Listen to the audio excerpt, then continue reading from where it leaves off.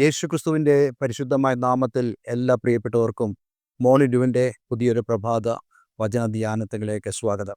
കഴിഞ്ഞ ദിവസങ്ങൾ വളരെ അനുഗ്രഹിക്കപ്പെട്ട ആത്മീക വചന ചിന്തകൾ നമുക്ക് ചിന്തിക്കുവാൻ, ധ്യാനിപ്പാൻ തക്കവണ്ണം ദൈവം നമ്മെ സഹായിച്ചല്ലോ. നമുക്കെല്ലാവർക്കും അറിയാവുന്ന പോലെ നമ്മൾ ഈ ദിവസങ്ങൾ ചിന്തിക്കുന്നത് ദൈവരാജ്യം എന്നുള്ള വിഷയത്തെക്കുറിച്ചാണ്. കർത്താവ് യേശുക്രിസ്തു ഈ ഭൂമിയിൽ വന്നപ്പോൾ താൻ ഏറ്റവും അധികം പഠിപ്പിച്ചതായ വിഷയം ദൈവരാജ്യം എന്നുള്ള വിഷയമായിരുന്നു. അതിനർത്ഥം ഇന്ന് നമ്മളും അതേപോലെ തന്നെ ദൈവരാജ്യത്തെക്കുറിച്ച് മനസ്സിലാക്കുകയും നമ്മൾ ഓരോരുത്തരും ആത്മീയമായ ദൈവരാജ്യത്തിലാണ് ജീവിക്കുന്നത് എന്ന് മനസ്സിലാക്കിക്കൊണ്ട് കർത്താവ് യേശുക്രിസ്തു നമ്മെ പഠിപ്പിച്ചതായ ആ ദൈവരാജ്യത്തിൻ്റെ ജീവിത ശൈലിയോടും അതേപോലെ തന്നെ ദൈവരാജ്യ പ്രകൃതത്തോടും കൂടെ നമ്മൾ ജീവിക്കണമെന്നും ഇന്ന് ആത്മീയ ദൈവരാജ്യത്തിൽ നമ്മളായിരിക്കുന്നെങ്കിൽ നമ്മൾ ഓരോരുത്തരും സാക്ഷാൽ ദൈവരാജ്യത്തിലേക്ക് പ്രവേശിക്കേണ്ടതാകുന്നു എന്ന് അറിഞ്ഞും വേണം നമ്മൾ ഈ ഭൂമിയിൽ ജീവിക്കുവാൻ. അതിന് നമ്മെ സഹായിക്കുന്നതായ വളരെ അനുഗ്രഹിക്കപ്പെട്ട ആത്മീയ സന്ദേശങ്ങളാണ് നമ്മൾ കേൾക്കുന്നത്. ഈ കഴിഞ്ഞ ദിവസം നമ്മൾ ചിന്തിക്കാൻ തുടങ്ങിയത് മത്തായിയുടെ സുവിശേഷം 20-ാം അധ്യായം അതിൻ്റെ 1 മുതൽ നമുക്ക് കാണുവാൻ കഴിയുന്ന സ്വർഗരാജ്യം തൻ്റെ മുന്തിരിത്തോട്ടത്തിൽ വേലക്കാരെ വിളിച്ചാക്കേണ്ടതിന് പുലർച്ചയ്ക്ക് പുറപ്പെട്ട വീട്ടുടയവനോട് സദൃശ്യം എന്നുള്ള വിഷയമാണല്ലോ, ആ ഒരു ഉപമയാണല്ലോ നമ്മൾ ചിന്തിക്കുന്നത്. അതിൽ നമ്മൾ വളരെ പ്രധാനപ്പെട്ട ഒരു ഘട്ടത്തിലേക്ക് കഴിഞ്ഞ ദിവസം കടക്കുവാൻ തക്കവണ്ണം ഇടയായി തീർന്നു. ഈ വീട്ടുടമസ്ഥനായ യജമാനൻ തൻ്റെ ദാസന്മാരെ വിളിച്ച് അവർക്ക് കൂലി കൊടുക്കുന്നതായ ഒരു സന്ദർഭത്തിലേക്ക് കടന്നു വരികയാണ്. ഈ ഉപമയുടെ വിശദീകരണവുമായി ബന്ധപ്പെട്ട് കൂടുതൽ വീഡിയോസ് അല്ലെങ്കിൽ കൂടുതൽ സന്ദേശങ്ങൾ നിങ്ങൾക്ക് അറിയുവാനോ കേൾക്കുവാനോ ആഗ്രഹമുണ്ടെങ്കിൽ ഇതിന് മുമ്പിലത്തെ ദിവസങ്ങളിൽ നമ്മൾ യൂട്യൂബ് ചാനലിലൂടെ പ്രക്ഷേപണം ചെയ്തതായ ആ സന്ദേശങ്ങൾ കേൾക്കുമ്പോൾ ഈ ഉപമയുടെ കുറച്ചുകൂടെ വിശദമായ കാര്യങ്ങൾ നിങ്ങൾക്ക് ഏതെങ്കിലും കാരണവശാൽ ഇത് മനസ്സിലാകുന്നില്ലെങ്കിൽ നിങ്ങൾക്ക് കേൾക്കുവാനും മനസ്സിലാക്കുവാനും ഇടയായിത്തീരും. അങ്ങനെ പല സമയങ്ങളിലായിട്ട്, അതായത് 6-ാം മണി നേരത്തും 9-ാം മണി നേരത്തും 3-ാം മണി നേരത്തും 11-ാം മണി നേരത്തും വിളിക്കപ്പെട്ട് വേലസ്ഥലത്തിലേക്ക് പോയ ആളുകളെ വൈകുന്നേരമായപ്പോൾ തൻ്റെ അടുക്കിലേക്ക് മടക്കി വരുത്തി തൻ്റെ മേൽവിചാരകനോട് അവർക്കുള്ള പ്രതിഫലം കൊടുക്കുവാൻ ആവശ്യപ്പെട്ട സന്ദർഭം. ഈ ഒരു കാര്യത്തെക്കുറിച്ചാണ് നമ്മൾ കഴിഞ്ഞ ദിവസം ചിന്തിപ്പാനിടയായിത്തീർന്നത്. അതിൻ്റെ വിശദമായ കാര്യങ്ങളിലേക്ക് നമ്മൾ കടന്നിട്ടില്ല. പക്ഷേ എങ്കിലും ആ ഒരു സമയത്ത് നമ്മൾ പുതിയ ഒരു ചിന്തയിലേക്കും കൂടെ കടക്കുവാനിടയായിത്തീർന്നു. അത് ഈ ദൈവരാജ്യത്തിൽ നമുക്ക് ലഭിക്കുന്നതായ പ്രതിഫലം. പല ആളുകളും ചിന്തിക്കാറുണ്ട്, പത്രോസിനെ പോലെ ഞങ്ങൾ കർത്താവിനെ അനുഗമിക്കുന്നു, ഞങ്ങൾ സകലതും വിട്ട് അനുഗമിക്കുന്നു, ഞങ്ങൾ ഇത്ര നാളായി ഈ യേശുക്രിസ്തുവിനെ ദൈവമായി അംഗീകരിച്ചുകൊണ്ട് അവൻ്റെ വചനമനുസരിച്ച് ജീവിക്കുന്നു, ഞങ്ങൾക്ക് എന്ത് പ്രതിഫലമാണ് ലഭിക്കുന്നത്? അത് സ്വർഗത്തിൽ മാത്രമല്ല ഈ ഭൂമിയിലും ഞങ്ങൾക്ക് പ്രതിഫലം വേണം. ആ പ്രതിഫലം എന്താണെന്ന് പലർക്കും അറിയുവാൻ ആഗ്രഹമുണ്ട്. ചില ആളുകളൊക്കെ എന്നോട് തന്നെ ചോദിച്ചിട്ടുണ്ട്, ഇന്ന് കർത്താവ് യേശുക്രിസ്തുവിനെ ഞാൻ സ്വീകരിച്ചാൽ യേശുക്രിസ്തുവിൻ്റെ വഴിയിലൂടെ അല്ലെങ്കിൽ അവൻ പഠിപ്പിക്കുന്ന സത്യങ്ങളിലൂടെ ഞാൻ മുന്നോട്ട് പോയാൽ എനിക്ക് എന്ത് ലഭിക്കും എന്ന് ആളുകൾ ചോദിക്കാറുണ്ട്. അതിനെല്ലാമുള്ള മറുപടിയാണ് നമ്മൾ ഈ ചില ദിവസങ്ങളായിട്ട് ചിന്തിക്കാൻ പോകുന്നത്. തീർച്ചയായിട്ടും നമ്മൾ ഈ മത്തായിയുടെ സുവിശേഷം 20-ാം അധ്യായത്തിലെ ആ 1 മുതലുള്ള വാക്യങ്ങളിലുള്ള ഉപമയിലേക്ക് നമ്മൾ തിരിച്ചു വരുന്നതായിരിക്കും. എന്നാൽ അതിനു മുമ്പ് ഇന്ന് ദൈവരാജ്യത്തിൽ നമുക്ക് ലഭിക്കുന്നതായ പ്രതിഫലം എന്ത്? വിശുദ്ധ വേദപുസ്തകം നമ്മൾ പഠിക്കുമ്പോൾ കർത്താവ് യേശുക്രിസ്തു തന്നെ വളരെ വ്യക്തമായി പറഞ്ഞു, നമ്മൾ സ്വർഗത്തിൽ മാത്രമല്ല ഈ ഭൂമിയിലും സ്വർഗരാജ്യത്തിലെ ദൈവരാജ്യത്തിലെ പ്രതിഫലം അനുഭവിക്കുമെന്ന്.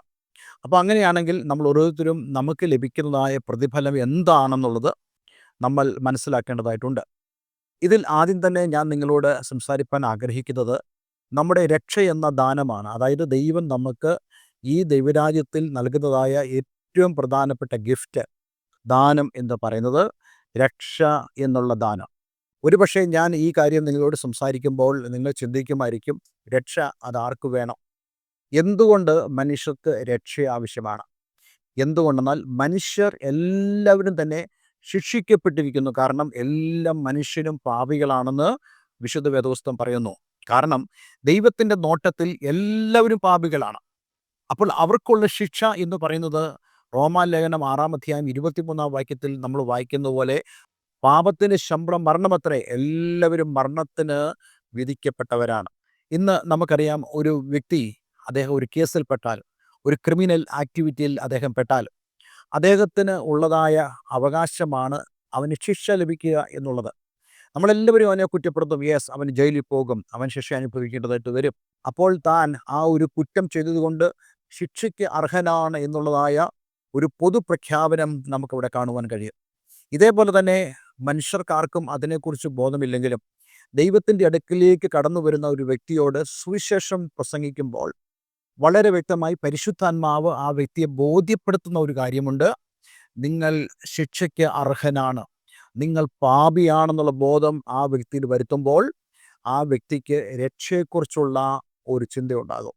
പക്ഷേ രക്ഷ എന്ന് പറയുന്നത് ഒരിക്കലും മാനുഷികമായി നമുക്ക് നേടുവാൻ കഴിയത്തില്ല. കാരണം നമ്മെ ശിക്ഷിക്കുന്നത് ദൈവമായതുകൊണ്ട് ആ ദൈവത്തിൽ നിന്നുമാണ് നമുക്ക് രക്ഷ വരുന്നത്. എന്നാൽ നമുക്ക് രക്ഷ ലഭിക്കുന്നത് നമ്മുടെ പ്രവൃത്തികളാലുമല്ല. ഞാൻ പലതവണ ആ വിഷയത്തെക്കുറിച്ച് സംസാരിച്ചിട്ടുണ്ട്. പക്ഷേ ഇന്ന് പൊതുവെ ക്രിസ്ത്യാനികൾ പോലും ചിന്തിക്കുന്നത്, പല ക്രിസ്ത്യാനികളും വിശുദ്ധ വേദപുസ്തകത്തെ ശരിയായിട്ട് മനസ്സിലാക്കാതെ അവർ വിശ്വസിക്കുന്നത് ഞങ്ങൾക്കുള്ള രക്ഷ ഞങ്ങളുടെ പ്രവൃത്തിയാലാണ് സാധ്യമാകുന്നതെന്ന്.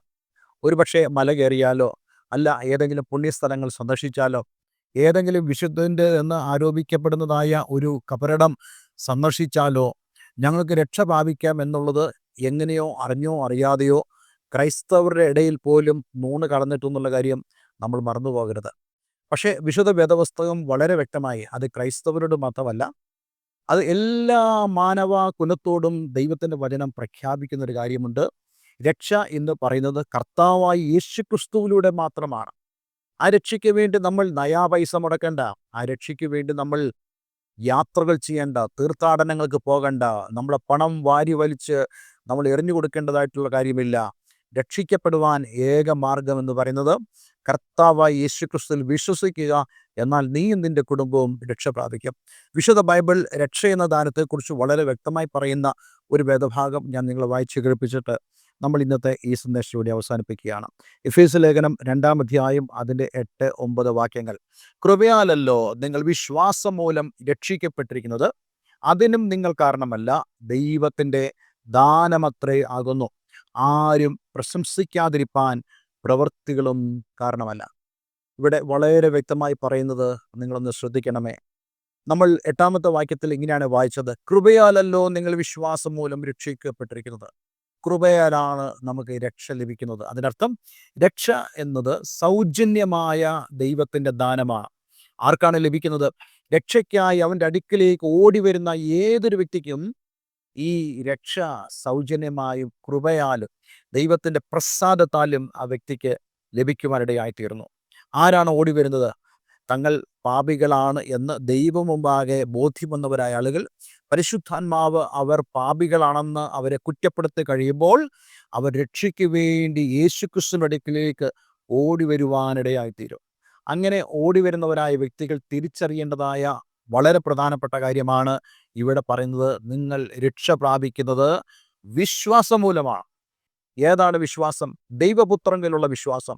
ആ വിശ്വാസം എവിടെയാണ് നമുക്ക് കാണുവാൻ കഴിയുന്നത്? അത് ദൈവവചനത്തിലൂടെയാണ് നമുക്ക് കാണുവാൻ കഴിയുന്നത്. അത് സുവിശേഷത്തിലൂടെയാണ് കാണുവാൻ കഴിയുന്നത്. അങ്ങനെ സുവിശേഷത്തിലൂടെ നമ്മൾ അറിയുന്നതായ ആ രക്ഷയെ നമ്മൾ സ്വീകരിക്കുമ്പോൾ നമ്മൾ മനസ്സിലാക്കേണ്ട വളരെ പ്രധാനപ്പെട്ട കാര്യം, അത് നമ്മൾ കാരണമല്ല, നമ്മളല്ല ആ രക്ഷയ്ക്ക് കാരണമായി തീരുന്നത്, മറിച്ച് അത് ദൈവത്തിൻ്റെ ദാനമാണെന്നും ദൈവം നമ്മളോട് കൃപ തോന്നി നമുക്ക് രക്ഷ നൽകുന്നതാണെന്നും മനസ്സിലാക്കിക്കൊണ്ട് നമ്മുടെ പ്രവൃത്തികളും കാരണമല്ല. അതായത് ഞാൻ മലകൾ ചവിട്ടിയാലോ, അതേ ഞാൻ ദീർഘദൂരം യാത്ര ചെയ്താലോ, ഒരു കുരിശ് ഞാൻ ചുമന്ന് നടന്നാലോ, ഏതെങ്കിലും സ്ഥലങ്ങളിലേക്ക് പോയി ഞാൻ നേർച്ചകളോ കാഴ്ചകളോ അർപ്പിച്ചാലും ഞാൻ ചെയ്യുന്ന കാരണവും ഈ രക്ഷയ്ക്ക് കാരണമല്ല, മറിച്ച് അത് വിശ്വാസത്താലും അത് കർത്താവായ യേശുക്രിസ്തുവിനാലുമാണ് എനിക്ക് ഈ രക്ഷ സംഭവിക്കുന്നത്. അപ്പോൾ ദൈവരാജ്യത്തിൻ്റെ ഏറ്റവും പ്രധാനപ്പെട്ട ദാനം എന്ന് പറയുന്നത് ദൈവം നമുക്ക് തരുന്നതായ രക്ഷയാണ്. ഏതാണ്? പാപത്തിൻ്റെ ശിക്ഷയിൽ നിന്നുള്ള രക്ഷ കർത്താവ് യേശുക്രിസ്തു നമുക്ക് നൽകുന്നു.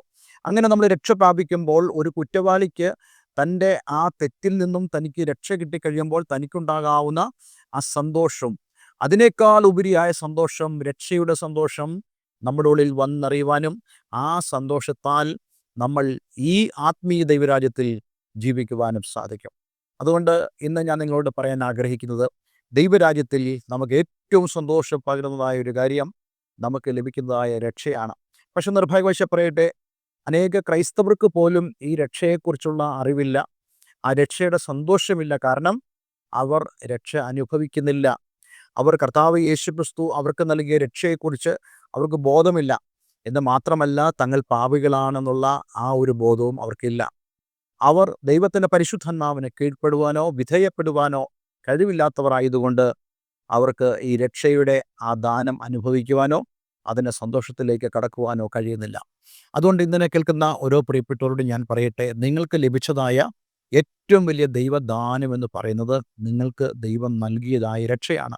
ആ രക്ഷ നിമിത്തം ഇപ്പോൾ നമ്മൾ ശിക്ഷയിൽ നിന്ന് വിടുവിക്കപ്പെട്ട് നമ്മൾ സന്തോഷത്തിലേക്ക്, സ്വർഗത്തിലേക്ക്, അതേ ദൈവരാജ്യത്തിലേക്ക് നമുക്ക് പ്രവേശിക്കുവാൻ സാധിച്ചു.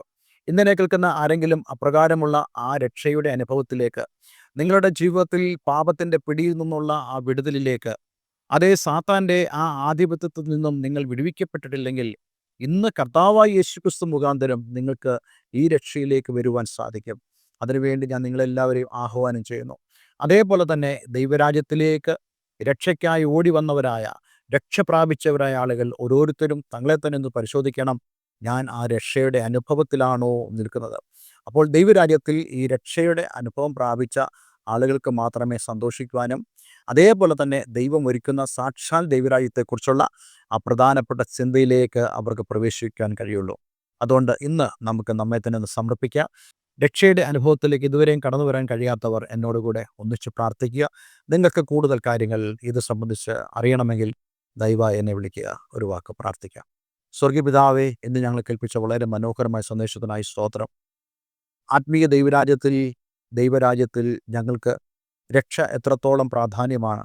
രക്ഷ കർത്താവ് യേശുക്രിസ്തു മുഖാന്തരം സൗജന്യമായി കൃപയാൽ ഞങ്ങൾക്ക് നൽകിയെന്നും, ഞങ്ങളുടെ രക്ഷ ഞങ്ങൾ നിമിത്തമല്ല, മറിച്ച് അത് ദൈവത്തിൻ്റെ ദാനമാണെന്ന് തിരിച്ചറിഞ്ഞുകൊണ്ട് കർത്താവിൽ ഞങ്ങൾക്ക് പ്രശംസിപ്പാനും ഈ ആത്മീയ ദൈവരാജ്യത്തിൽ സന്തോഷത്തോടുകൂടി ആയിരിക്കാനും ഞങ്ങളെ ഏവരെയും സഹായിക്കണമേ. ഈ വചനം കേട്ട ഏവരെയും ഞാൻ യേശുവിൻ്റെ നാമത്തിൽ അനുഗ്രഹിക്കുന്നു. പ്രാർത്ഥന കേട്ടതിന് നന്ദി. യേശു ക്രിസ്തുവിൻ നാമത്തിൽ തന്നെ. ആമേൻ, ആമേൻ. ഇന്നത്തെ വേദവചനം നിങ്ങളുടെ ജീവിതത്തിൽ വളരെ അനുഗ്രഹപ്രദമായി തീർന്നു ഞാൻ വിശ്വസിക്കുന്നു. ദയവായി ഈ സ്ക്രീനിൽ കാണുന്ന ഫോൺ നമ്പറുകളിൽ ഞങ്ങളെ വിളിക്കുക. നിങ്ങൾക്ക് ആത്മീയമായി കൂട്ടായ്മയും പ്രാർത്ഥനയും ആവശ്യമുണ്ടെങ്കിലും അതിനും നിങ്ങൾക്ക് വിളിക്കാവുന്നതാണ്. എല്ലാവരും ദൈവം അനുഗ്രഹിക്കട്ടെ. Have A nice day. God bless you all.